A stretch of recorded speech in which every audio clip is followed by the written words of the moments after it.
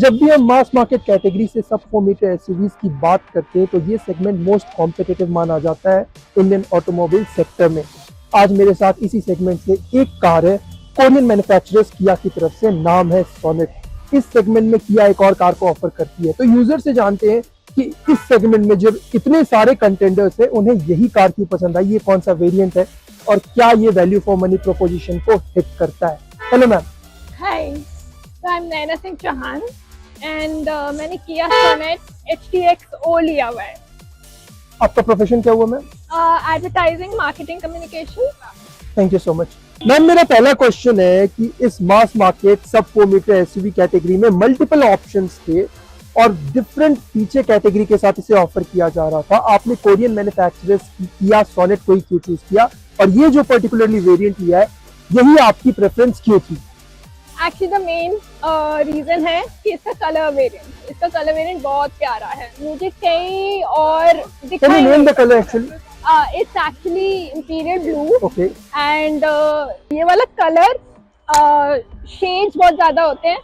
सन में, धूप में ये पर्पलिश ब्लूइश होता है और रात को ब्लैक कलर में नजर आ जाता है। एंड इसमें इसका IMT ट्रांसमिशन बहुत बढ़िया है, इसका इंजन बहुत बढ़िया है और मुझे इसके साथ एक्सेसरीज भी मिल गई थी इसी विद इन प्राइस रेंज में। किस प्राइस रेंज पे आपने इस कार को खरीदा और कब खरीदा? मैंने इसको अराउंड 12,70,000 में लिया था, वो भी Feb 4, 2025 लास्ट ईयर में। यानी इस पे GST 2.0 प्राइस इम्प्लीमेंटेशन नहीं है? नहीं। Okay, so that is a factor to be noted guys. दूसरा, IMT की आप बात कर रही है, IMT में वेन्यू भी अवेलेबल थी, तो आपको सोनेट ही क्यों पसंद आई? मैंने एक्चुअली इसका टेस्ट ड्राइव किया था और मुझे ये बहुत स्टर्डी लगी थी वेन्यू पे। एंड ये वैल्यू फॉर मनी पैकेज है तो मैंने यही लिया।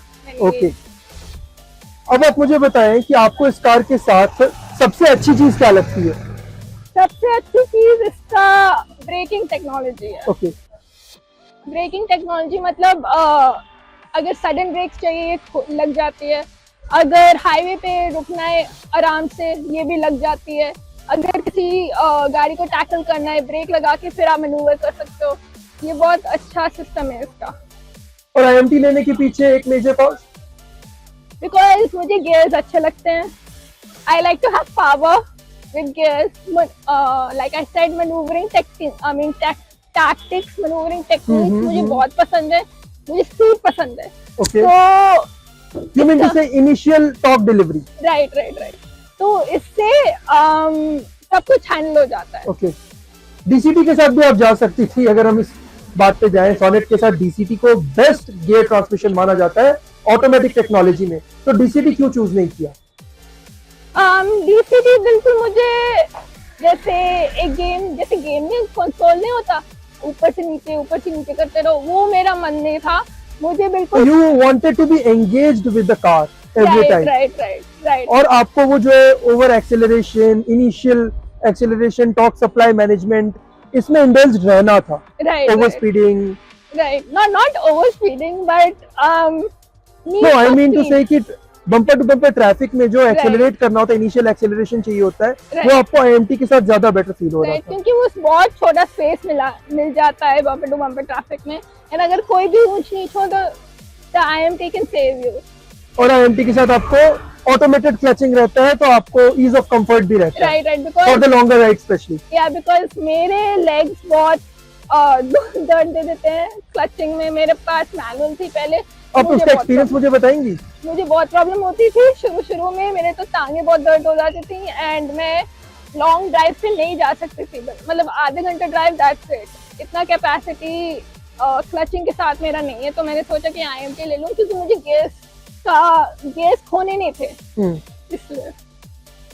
उसके साथ इसका परफॉर्मेंस जो 1000 सीसी का इंजन इसमें आपको मिलता है, 3 सिलेंडर। रिफाइनमेंट की भी प्रॉब्लम्स और कंज्यूमरशिप में नोट कराई है। आपका पर्सनल एक्सपीरियंस क्या रहा है उसके साथ? मुझे ऐसे कुछ प्रॉब्लम्स आए नहीं। बेसिक छोटे मोटे पिकअप्स के अलावा वो तो सॉल्व हो गए थे, क्योंकि जैसे गाड़ी लॉन्ग डिस्टेंस चलती है, माउंटेन्स में भी गई थी, तो वो ऑटोमेटिकली एडजस्ट हो गया था। टॉर्क सप्लाई बैंडविड्थ की आप बात कर रहे हैं। राइट। और ये जो गियरिंग सिस्टम है, ये आपको कितना प्रैक्टिकल लगता है अगर हम नॉर्मल मैनुअल की बात करें उसके कंपैरिजन में? It's very good. सिमिलैरिटी क्या क्या है, मतलब कुछ चेंज तो नहीं होता कि जो टाइम ऑफ मैनेजमेंट है, डीले तो नहीं आता उसमें? नहीं, डिले नहीं आता, बस आपको ऑटोमेटिकली अवेयर कर देता है कि कब गियर्स चेंज करना है, इवन दो आपको पता नहीं लग रहा कि कब गियर्स चेंज करना है स्पीड के अलावा, स्पीड के आवाज से, बट आपको डिजिटल डैशबोर्ड में आपको दिख जाता है कि कब कब गियर्स चेंज करने, कब ऊपर करने, कब नीचे करने।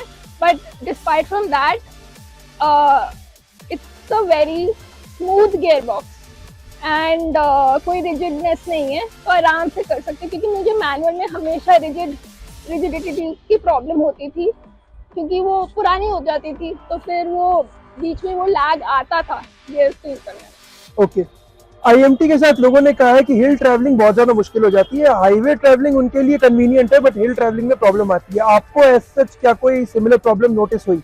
नॉट रियली, क्योंकि ये एक शिफ्ट में 20-24 घंटे हिल्स में चल चुकी है, और वो भी ट्रैफिक भरे, जिसमें 2-3 घंटे ट्रैफिक में ही था। ओके, तो इसकी स्टॉपेज स्पीड, इसकी कंट्रोल स्पीड अच्छी थी विद IMT।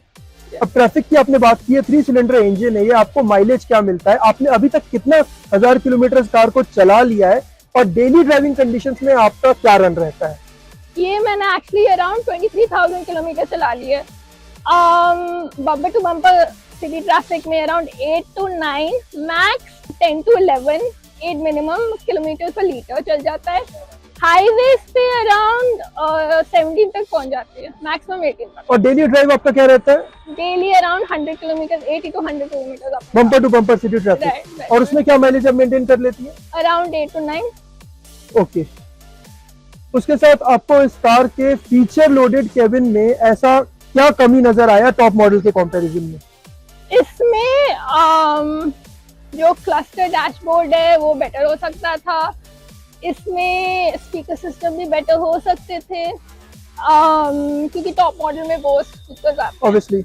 हाँ, तो इसमें तो नॉर्मल JBL के स्पीकर्स थे, seat leather seat ventilation and ADAS तो ऑब्वियसली। चलिए, आपने प्रॉब्लम्स बता दी, तो अब मेरा क्वेश्चन है, आप टॉप मॉडल GTX के साथ क्यों नहीं गई? क्योंकि वो मेरे बजट से बाहर था, तो बट GTX इतना वो मेरे लिए इतना इम्पोर्टेंट नहीं था जितना मुझे, जिसमें इसमें basic IMT capabilities, braking and colour मिल गया। बट हाँ, I am happy with this. तो आपके लिए एक प्रैक्टिकल चॉइस है ये car. Right. Rear seat cabin experience को लेकर शॉफर के क्या 3 लोग आराम से पीछे बैठ सकते हैं? हाँ, 3 लोग आराम से पीछे बैठ सकते हैं, पर 4 लोग नहीं बैठ सकते। ऑब्वियसली 4 लोग तो नहीं बैठ हाँ, सकते। मतलब 3 लोग बैठ सकते हैं, थोड़ी सी एडजस्टमेंट करनी पड़ेगी, बट बैठ सकते हैं। तो it is a comfortable car. Right. आपको पर्टिकुलरली किस प्राइस रेंज में कार पड़ी? ये मुझे अराउंड 12 to 13 लाख के बीच में पड़ी। और आपने कितने किलोमीटर चला लिया आपने मुझे बताया, इसका सर्विस एक्सपीरियंस क्या है आपका? इसका सर्विस एक्सपीरियंस अमेजिंग है, क्योंकि सर्विस सेंटर्स किया के ही सर्विस सेंटर्स में गई थी, and on time delivery, on time pickup service भी होता है, इसमें पैकेजेस भी होते हैं। कितने 1000 किलोमीटर के बाद आपकी पहली सर्विस होती है, और आपने अभी तक कितने सर्विस करा ली है? 10,000 किलोमीटर के बाद एक पहली सर्विस होती है, मैंने 3 बार करा ली है, 10,000, फिर 20,000, फिर अभी करानी एक्चुअली 2 बार कराई है, तीसरी कराई। एवरेज क्या चार्जेस आते हैं पर सर्विस? एवरेज अराउंड 10 to 15,000 आती है, बट अगर आप एक package low on 3 month basis और 6 month बेसिस 16 to 25,000 का, तो आपको पर सर्विस कॉस्ट इफेक्टिव पड़ जाता है। ओके, आपने कुछ पर्सनलाइज्ड सर्विस पैक लिया हुआ है इसका? हाँ, लिया हुआ है। वो डीलरशिप लेवल पर होता है, स्टेट टू स्टेट वेरी करता है, या पैन इंडिया लेवल पर एप्लीकेबल है? एक्चुअली मेट्रोपॉलिटन सिटी जैसे दिल्ली में जाएं, दिल्ली गुड़गांव में एक सेट पैकेज होता है, फिर टियर 2 टियर 3 सिटीज में एक सेट पैकेज होता है। बेसिकली टियर 1 सिटीज में मोस्टली ये एप्लीकेबल होता है, tier 2 tier 3 cities I am not sure. उससे आपको क्या बेनिफिट मिलता है as compare to normal servicing cost? उसमें अगर आप पर्टिकुलर पैकेज लेते हो तो आपको usually majority of items free मिल जाते हैं, 3 बार यूज कर सकते हो। फॉर एग्जांपल AC कंडीशनिंग, वो अगर 3 बार करो तो फ्री है, चौथी वाला पेएबल है। तो वैसे ही कुछ चीजें अगर एक्स्ट्रा ले सकते हो तो फिर वो एड ऑन हो जाता है। पर Okay. बेसिकली फ्री मतलब यूजुअली एक पॉइंट ऑफ सर्विस का खर्चा 10,000 से 15,000 का होता है, बट मुझे वो फ्री ऑफ कॉस्ट मिल जाता। Okay, which is a very good thing. अब आपसे लास्ट क्वेश्चन मैं पूछूंगा, आपको इसके साथ क्या ऐसी मेजर प्रॉब्लम फेस हुई है जो आपको लगता है कि कंपनी को जिस पर काम करना चाहिए, और फिलहाल अभी तक आपके सर्विस के बाद भी, कई सारे सर्विस के बाद, वो सॉल्व नहीं हो पाई है?